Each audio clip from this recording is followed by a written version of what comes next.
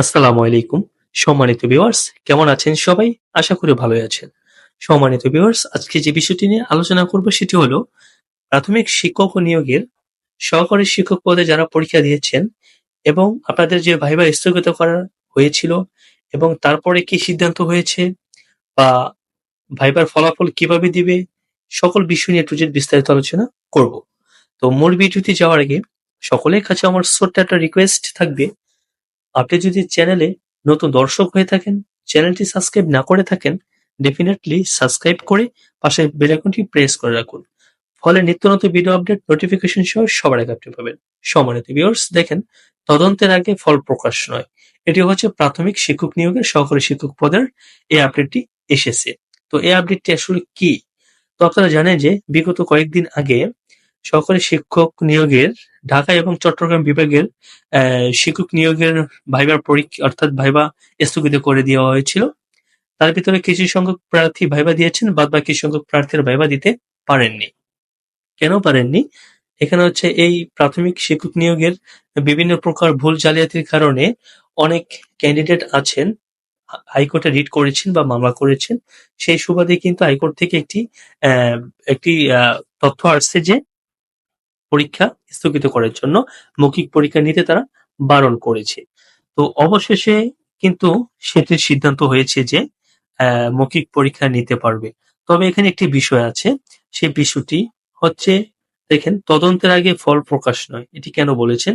অর্থাৎ যারা যারা ভাইবা দিবেন, হ্যাঁ, যারা যারা ভাইবা দিবেন তাদেরকে আহ, ভাইবার রেজাল্ট প্রকাশ করার আগেই তাদের একটি ভেরিফিকেশন নেওয়া হবে। বুঝতে পেরেছেন? ভাইবা ভাইবা নিবে চলমান থাকার অবস্থায় সকলের একটি পুলিশ ভেরিফিকেশন নিবে এবং তাছাড়া আরেকটি ভেরিফিকেশন নেওয়া হবে যে আসলেই কি সে রিটেনে পাস করেছে বা কোনো প্রকার কোনো দুর্নীতি হয়েছে কিনা বা কোনো জালিয়াতি হয়েছে কিনা।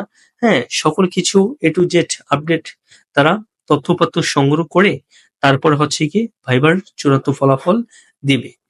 কেননা ইতিপূর্বে আপনারা জানেন যে প্রথম এবং দ্বিতীয় অর্থাৎ প্রথম ধাপ এবং দ্বিতীয় ধাপের প্রাথমিক শিক্ষক নিয়োগের পরীক্ষায় অনেক জালিয়াতি হয়েছে।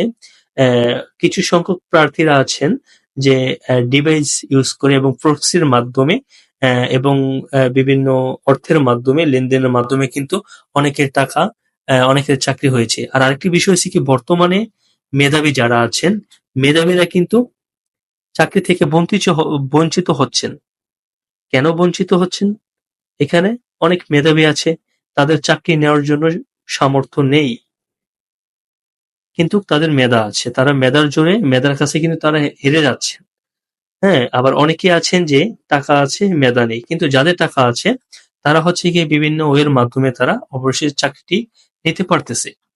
তো প্রথম এবং দ্বিতীয় ধাপকে কেন্দ্র করে তৃতীয় ধাপের জন্য আহ সেম পর্যায়ে কিন্তু তৃতীয় ধাপে ঘটছিল বা ঘটতে যাচ্ছিল।